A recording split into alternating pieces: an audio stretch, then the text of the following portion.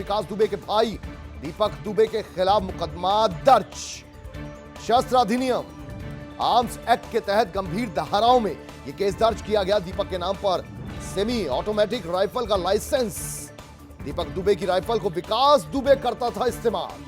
बिकरू कांड के मुख्य आरोपी विकास दुबे का भाई है दीपक दुबे।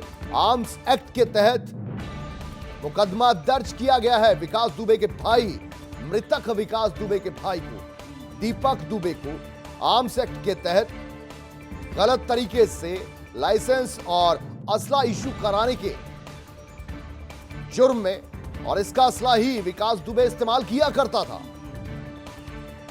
और बिकरू कांड किसी से छिपा नहीं। कई पुलिस कर्मियों को बेवक्त अपनी जान से हाथ धोना पड़ गया। शस्त्र अधिनियम की धाराओं के तहत, गंभीर धाराओं के तहत विकास दुबे के भाई को, दीपक दुबे को, उस पर मुकदमा दर्ज किया गया है। अश्विनी निगम हमारे संवाददाता और ज्यादा जानकारी लेंगे। अश्विनी, आपसे जानना चाहेंगे, दीपक दुबे विकास दुबे का भाई, इसके खिलाफ मुकदमा दर्ज किया गया है। किन धाराओं के तहत मुकदमा दर्ज किया गया, क्या कुछ कार्रवाई उस पर हो रही है?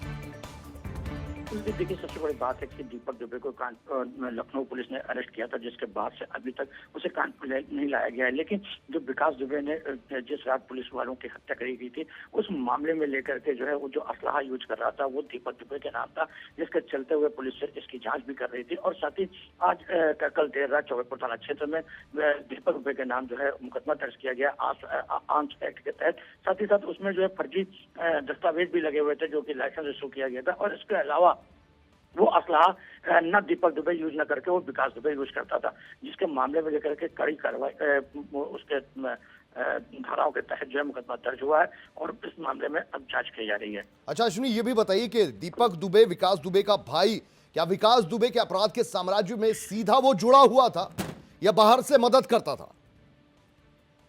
देखिए, देखा जाए तो पूरी तरीके से विकास दुबे के साम्राज्य में बिल्कुल जुड़ा हुआ था। जो अपराध का साम्राज्य था वो लखनऊ से बैठ करके दीपक दुबे संभालता था और इसके जी यहाँ पे रहता था और यहाँ से देखता था। तो पूरी तरीके से दोनों की अंडरस्टैंडिंग थी और दोनों ही साथी मिलकर के अपराध को अंजाम देते थे। और साथ ही साथ सबसे बड़ी बात है कि जब दीपक दुबे फरार चल रहा था बिकरू कांड के बाद से, जिसको लेकर के जो है लखनऊ पुलिस ने उसको अरेस्ट किया। अरेस्ट के बाद उसे अभी कानपुर पुलिस को लाना भी है। और साथ ही जो उसकी जाँच हो रही थी, जो असलहों को लेकर के जितने असलहे लाइसेंस थे, उसमें दीपक दुबे के पास भी जो लाइसेंस पाया गया था उसमें भी फर्जी दस्तावेज लगे हुए थे, जिसके बाद पुलिस ने उस मामले को फर्जी दस्तावेज के साथ ही साथ उसका असलहा विकास दुबे यूज कर रहा था, इस पे भी लेकर के मुकदमा दर्ज किया गया है। ठीक, और ये भी हमें समझाइए अश्विनी के महज असले तक की भूमिका थी दीपक दुबे की, या उस दिन जो षड्यंत्र रचकर पुलिस वालों को मौत के घाट उतारा गया उसमें भी उसकी भूमिका थी?